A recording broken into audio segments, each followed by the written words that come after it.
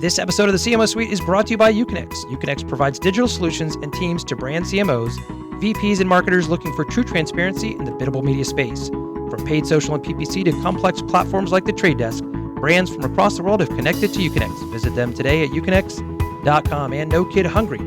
We're proud to promote No Kid Hungry and their many initiatives to help kids in need of meals. Visit them at nokidhungry.org. This episode of the CMO Suite is also brought to you by Winmo. Winmo is the most comprehensive and widely used advertising database, providing an unfair advantage to media and marketing professionals nationwide. Winmo tracks every national advertiser, their agency relationships, and key executives within each organization. Get instant media spend, competitor tracking, and industry trend analysis in one easy-to-use application that integrates with all major CRM platforms. CMO Suite listeners receive complimentary trials of Winmo just by visiting winmo.com/CMO Suite. Finally, the CMO Suite is presented by the CMOcouncil.org as their official marketers podcast. The Chief Marketing Officer Council is the only global network of executives specifically dedicated to high-level knowledge exchange, thought leadership, and personal relationship building among senior corporate marketing leaders and brand decision makers. The CMO Council's 15,000 plus members control more than $550 billion in aggregated annual marketing expenditures and run complex distributed marketing and sales operations worldwide. For more information on membership, visit thecmocouncil.org. Let's start the show. You're in the CMO Suite, the podcast for marketers who want to be in the know, presented by Connectivity Holdings. You are listening to the CMO Suite presented by Connectivity Holdings. This is your host, Sean Halter. As many of you know, we've been recording all summer long out of Tampa, Florida. I tremendously miss our studio in New York City. But one of the benefits for us in some ways is, as many of you know, we typically record all of our episodes in person, whether that's in New York or out on the West Coast in Los Angeles. And we've done a few remotes down in Miami and San Francisco. But by doing some of this even more remotely, it is allowing us to be able to talk to some guests that are in some different parts of the country, whether they are CMOs or VPs of marketing or CEOs. And our next guest today, who will be helping us close out this COVID season, so to speak, I'm super excited about. It is Stephanie Stuckey. She is actually the granddaughter, I believe, of the original founder of Stuckey'S. Am I correct? That's right. Stephanie, welcome to the show. We're excited to have you. Your background is interesting. So you've been popping up on my social feeds a lot lately on LinkedIn. And one of the things for me, I thought, well, that's funny. I haven't seen her on here that much before. And I was just trying to figure out, did I click on something? Was there somebody that you were connected to that kind of, popped you into my feed? So I did what any good podcast host would do. I did a little bit of research. And initially I thought, well, she must have worked her way up from, filling all the little bags and working her all the way up. But actually you haven't been in that part of the business, if I'm right, for quite a while. And now you're really back running the whole show. And I want to talk about that history to some extent, but am I right with that? Am I wrong with that? Where am I in the lineage of Stuckey'S? You're dead on right. And Stuckey'S has had such a crazy journey. And I think journey is a good reference for them because we're all about traveling. The company fell out of family hands for decades. And my father got them back in the mid 80s, but I have completely been uninvolved in the company other than being a Stuckey and knowing my grandfather and stopping at the stores my entire life. But no, I've had a completely different career. And post age 50, I'm with you. My club age is 48, Stephanie. Yeah, I'm 49 and holding, but I just think if you get an amazing opportunity, you should grab it. In. Yeah, that's why I did. So one of the guests earlier this year that I had on was the CMO for Getty Images, and we use Getty Images with with some of the companies that we own in the advertising space. And I don't know, for whatever reason, I just never put kind of two and two together. And so as we were researching the show, I was like, oh, now that makes sense. And, they were in a similar trajectory to some extent. The Getty family, built it and formed it, and then they sold pieces off, and then they didn't own any of it. And then some of the brothers and the uncles kind of got back together, bought some of the parts back, and then really blew it up into kind of, this whole thing. And now they bought all these different photo archives. And that was just such a really cool, interesting story. I could have talked to that CMO for an hour just about the Getty family and that that whole thing. And certainly I don't want to make you, talk for an hour about, about your grandfather, but I can he talk an started hour it. about him. Good. He was That's an good. amazing man. Started back in like around 1930s, right? And he was selling, in essence, pecans by the side of the road. Am I close? That's right, 1937. And thank you for pronouncing pecans the way I do. Most people say pecans, Well, but there's listen, no correct pronunciation. I grew up in Ohio, and we would always drive down to Florida with my grandparents every year. And so you'd see Stuckey's everywhere along the Yeah, way. And we'd always stop on the way back. And, it's funny. It's one of those kind of iconic brands. If you've ever been in Florida or Georgia or anywhere through there, you've seen it, whether you saw it when you were a kid or you saw it when you were a teenager, or you saw it whenever, you knew that name. It was so iconic. And, it's great to see it kind of having, I don't want to say resurgence because it never really went away like anything else. Things kind of go through some of those transitions, but your dad sold it, or I'm sorry, my your grandfather sold grandfather. it, right? And No, he we sold it definitely to, had a downfall. No, yeah, we've plummeted.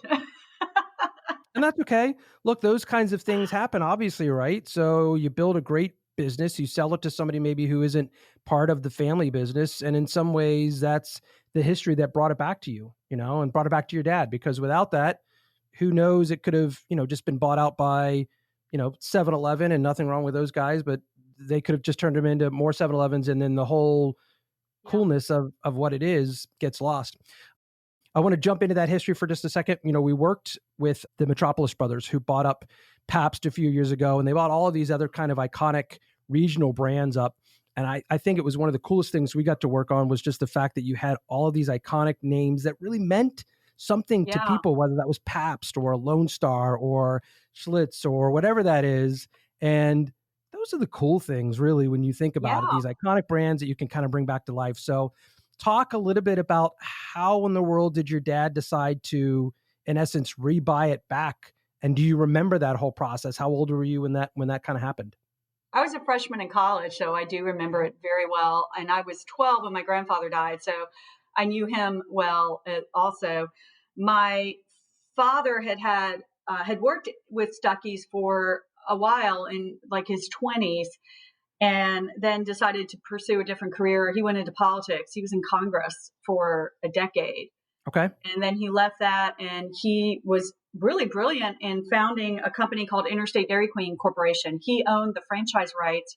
He created the company to Dairy Queen stores on the interstate highway system.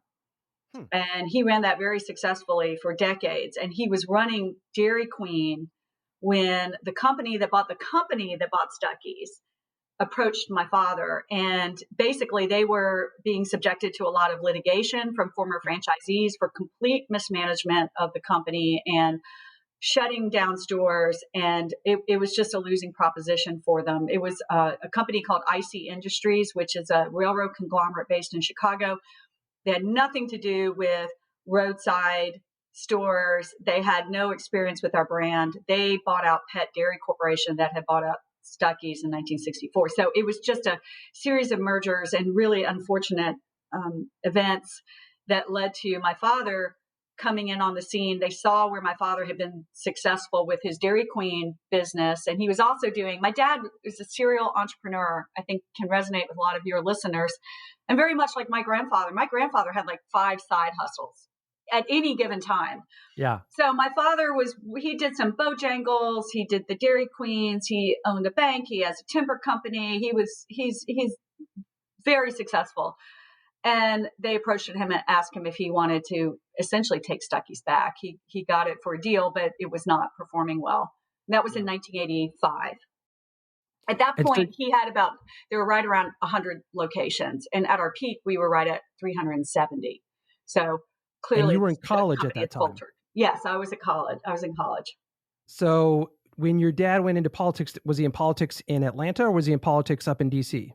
He was in DC. He was a congressman from Middle Georgia, which is where we're from, Eastman, Georgia. And so then you yourself kind of got into politics a little bit. Am I right? Prior to this, weren't you working for the state of Georgia to some extent? I was elected a representative for 14 years. I was a state representative from the Atlanta area. Actually, 4th generation politician in my family. My great-grandfather was the county sheriff. My grandfather Mr. Williamson Stuckey was a state representative. And I actually served with several gentlemen who had served with my grandfather. My grandfather served, it was all men. So that was kind of a cool legacy to have, overlap with some of my grandfather's former colleagues. And then my father was in Congress. So It's pretty I stayed around amazing 14 years.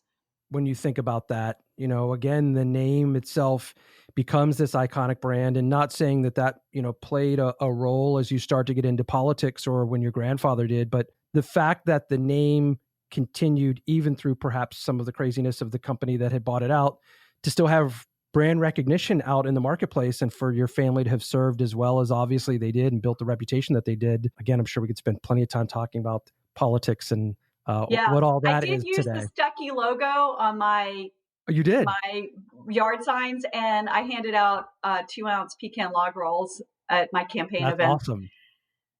I mean, life gives you pecan log rolls. You go. Life gives you pecans. You make it work. Pecan log rolls. You give them out like that. You use your advantages. I would say it certainly helped. Name recognition is good. You served politically. You did your time there. And at what point does your dad come to you and say, "Hey, I want you to get in the family business"? Actually, he never said that. Really? Yeah, I'll make this short, but I left politics the best way possible. I did not run for re-election. And I figured 14 years was a very good run. I was tired of being in the minority party. I was a Democrat. I still am, but I'm more of an independent these days, but definitely lean Democratic. But I decided to pursue my another passion, which is the environment. And I ran, and I'm a lawyer, and I ran an environmental nonprofit law firm for several years and was representing river keepers and the Sierra Club. So I was a environmental lawyer. I did not work for a corporate interest or industry. And then the mayor of Atlanta, who was a friend of mine, Kasim Reed, asked me to head up sustainability for City of Atlanta, which was just an exciting opportunity. I took that. I did that role for 3.5 years. And when Mayor Reed left office, I continued my work in sustainability with a very well-known environmental firm in Atlanta. Was heading up sustainability for them. And then my father's former business partners came to me, and they had sold Interstate Dairy Queen to Warren Buffett, which is a nice deal. Heard of that guy? Cashed out and done well, and had essentially left Stuckey's being managed by a skeleton crew of wonderful, hardcore employees, but a very small, scrappy staff. And there had been no president or CEO for about 8 years, just run by mainly 2 individuals who were just keeping it alive, which shows me I'm a big fan of Warren Buffett. And, he said when looking at companies to run, or to take over, he really looks at companies that haven't been well managed or haven't been managed. And because it's an opportunity? Are still surviving, right? The fact that Stuckey's was still around with very little resources, says there's a there. And so my dad's former partner said, why are we hanging on to the Stuckey stock? We're just going to sell it essentially for the licensing value. They'd sell the brand and people could trademark, make t-shirts and stuff. And they asked me, would you be interested in buying our shares? And I said, well, if I'm going to buy your shares, I want to run the company. Because I sunk my life savings into buying this company, and I did a complete career change. Wow. And I own 49%. And so I bought out my dad's partners, and then my dad and I were running the company together for about 6 months. I love my father. That did not work. Okay. Yeah, I was like, we've got to do this. We've got to buy a candy plant. We've got to merge. We got to do healthy pecans. We've got to ramp up our merchandising. We got to take out a loan. And my dad's like, slow down. Like, what are you doing? You're going to give me a heart attack. He just turned 85. And I said, Dad, just sell me your shares. Yeah. Just sell me your shares. And so he did. And now we get along so well. I'm back to being his daughter. So I own the company. You mix family in there, it gets a little crazy sometimes, but it's funny to think at 50, which for a lot of us that are approaching that age and either kind of trying to figure out, figure out what's the next thing. Yeah. You obviously, again, you were an accomplished politician. You were an advocate for the environment. You were an advocate for a lot of things. Clearly, you could have just, I don't want to say ridden out, your time and just enjoyed yourself, but to jump back into something that clearly you've got so much passion about. And at the same time, you're kind of dragging it into the future, Yeah. and that is one of the most interesting things sometimes about these iconic brands, especially if they've been owned, for some length of time by, maybe a family, or the CEO again is in their 70s or in their 80s, or there is no CEO. Today's consumers, you can't reach them the same way. You can certainly put up billboards the way you used to, old Yeah. school style, but that name is almost so iconic that, again, a younger generation thinks it's cool because it's something that they saw when they were kids, or, when their kids were kids, or whatever that is. So Right. there's still plenty of life left in the brand. And it's great to see you jump in. What's been for you the hardest part? Because you've never really you've run other stuff, but you haven't really run maybe a company quite like this, with some of the things that are just different than law firm or politics. What's been some of the most challenging parts of that? Yeah. So real quickly, I do want to address a couple of quick things on Please. the age issue. I am the exact age as Ray Kroc when he took on McDonald's, and I love his story. I've read his book. I've seen The Founder, and he was selling those Mix-O-Matic machines. He was a salesman. Yeah. A So great salesman. Yeah. a great salesman, but he was 50-ish when he took on McDonald's. And so I'm a big believer that your career trajectory is really based on skill sets, and you can get the knowledge base if you surround yourself with smart people you trust who have that knowledge base, and then you really hunker down and work hard to learn it.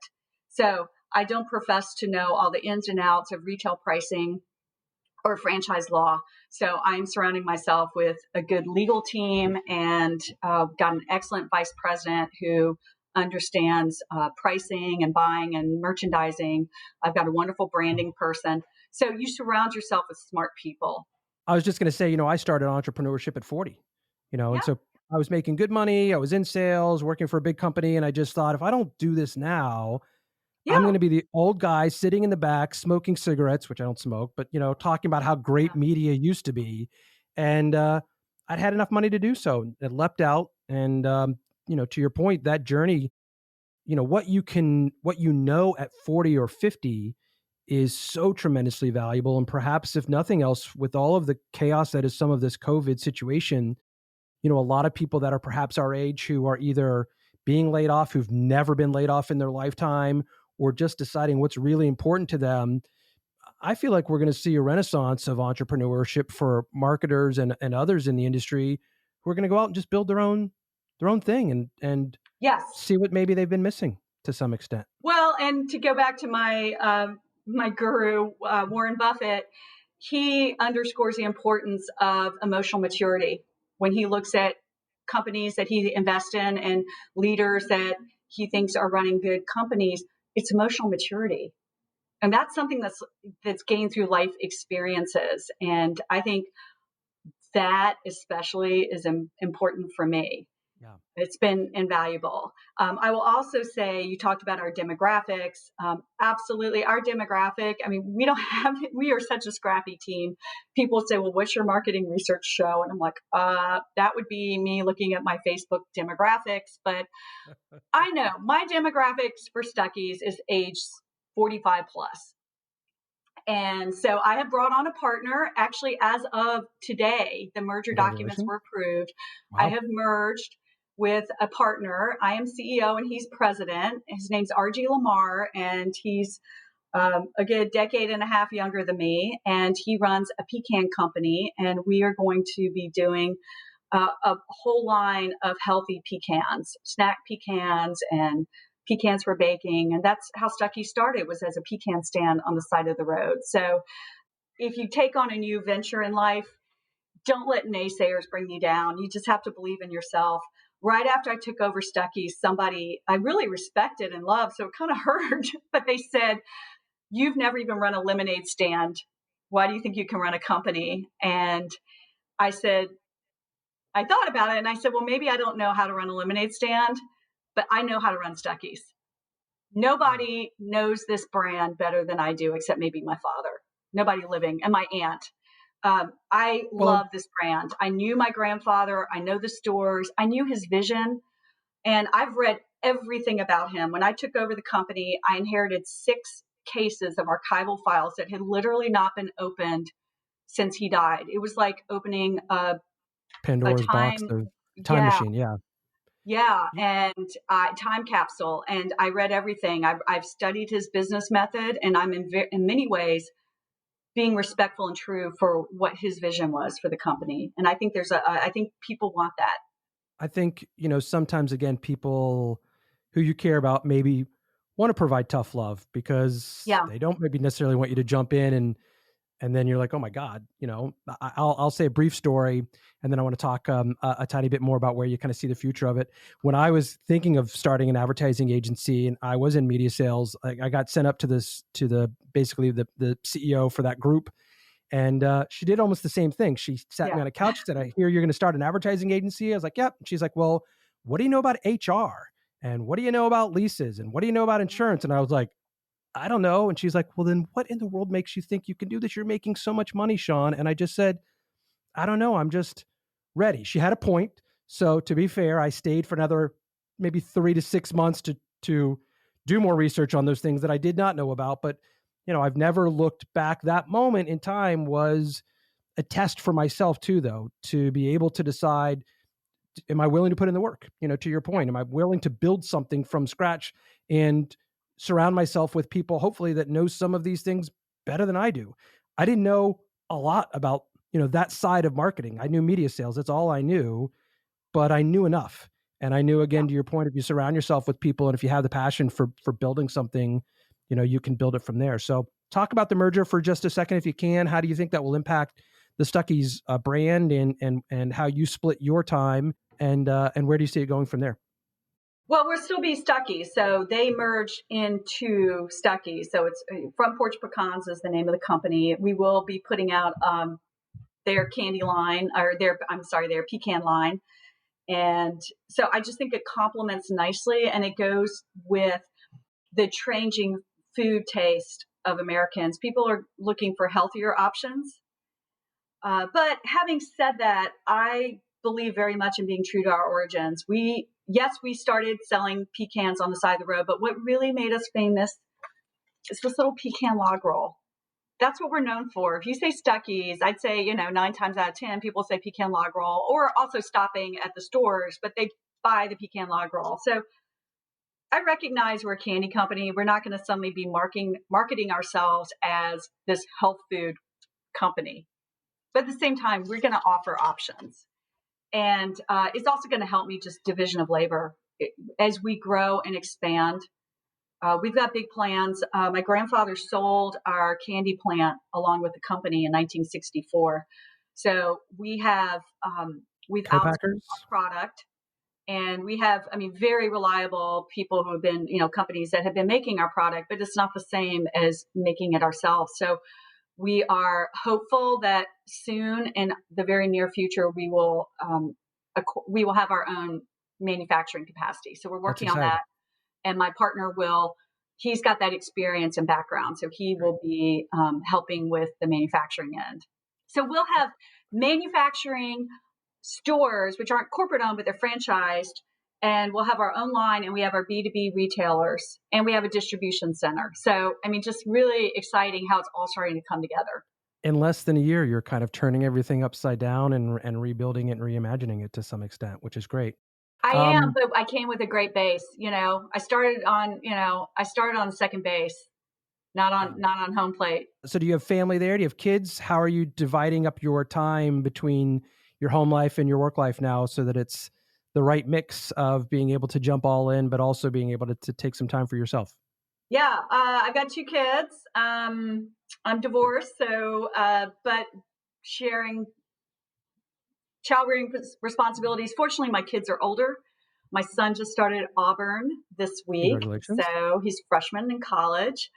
and my daughter just started high school. Great. So And we're managing. They are like, I think, so tired of having to go with me and stop at Stuckey's. I always thought it was fun when I was a kid, but they kind of roll their eyes. be pretty crazy if it comes another generation, though. You never know, right? You never know. You I'm build it up counting from on there. one of them. And I've got a nephew who's working in the business and owns 2 Stuckey stores. And so he's kind of grown. He's being groomed to get more involved in the company, I hope. It's cool again to see that kind of come full circle. With the last few minutes that we've got, let's talk a little bit about the future itself and kind of where you feel like marketing fits within the Stuckey's brand. And so do you feel like to some extent this line extension, is going to be where you guys put some of your emphasis on time? Are you anticipating, from a sales standpoint that the pecan log itself at grocers and other retailers is going to generate, the largest chunk of revenue for you? Or how do you see that diversification, and where do you see marketing playing a role? Yeah, right now, the majority of our revenue is generated through sales of our product that could either be in our stores or through our B2B outlets. So we have a lot of retailers that sell our product. We are not in the big retailers like the chains such as Walmart and Costco, et cetera, because we don't have our own manufacturing capacity currently. So that's why that's such a critical piece of our business plan. And then we can also private label for other companies. So hopefully soon that will be part of our future. But the short-term plan is to just really push sales of our product online, either via Amazon or on our website.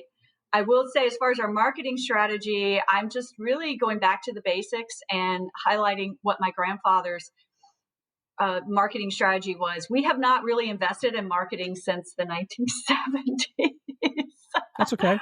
The company that acquired Stuckey's had some marketing budget, but really there hasn't been a heavy marketing budget in a long time. So we're just doing some basic Google and Facebook ads, and I'm pulling a lot of my grandfather's old collateral.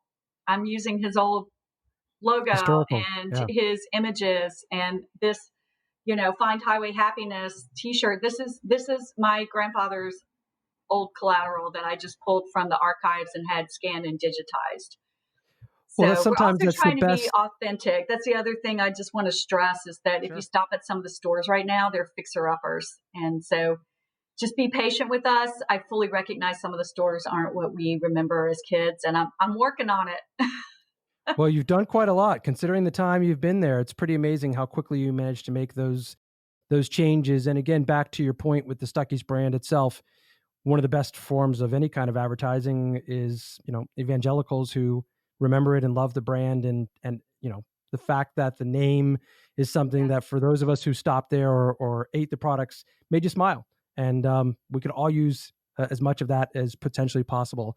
Well, Stephanie Stuckey, thank you so much for making time for us today. I continue to follow, everything you're doing on the social space. I'm excited for your journey. It's so incredible to me to again see people wearing my hat. People who spent some time in some other places who love a brand. Classic souvenirs. We got rubber alligator. We got Duncan bird. My grandmother had one of those. That's so funny. If you're not watching this on YouTube, she's pulling out all the stops, everything that's there. Ashtray shaped like a toilet that says "Put your butts here." That's the fun stuff. It makes you smile. Americana. It is classic Americana. That's what we're bringing back. So come stop at Stuckey's or visit us online.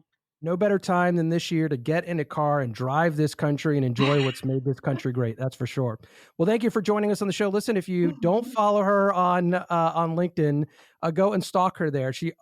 You're a heavy poster, which is great. I love to see that you're always posting interesting stuff on there, which again helps all of us relive the brand. You're welcome. Thank you for joining us on the show. And thank you guys for listening to this episode of the CMO Suite. Thanks for hanging out in the CMO Suite, the podcast for marketers who want to be in the know, presented by Connectivity Holdings. You're a C-level manager. You shouldn't have to know the difference between behavioral or contextual targeting, but your agency should. Uconnect provides brands and biddable teams direct access to platforms like The Trade Desk, Google, Amazon, Facebook, OTT, and more. Their US-based traders can train your in-house team or provide complete transparency with no minimums and CPM-based service pricing for true transparency. Something Mighty Hive, The Trade Desk, and Centro simply don't offer. Tired of being the smartest one in the room? Reach out to Uconnect today for a free demo. Uconnects, the world's leader in true transparent biddable media. This episode of the CMO Suite is also brought to you by Winmo. Winmo is the most comprehensive and widely used advertising database, providing an unfair advantage to media and marketing professionals nationwide. CMO Suite listeners receive complimentary trials of Winmo just by visiting winmo.com/CMO Suite.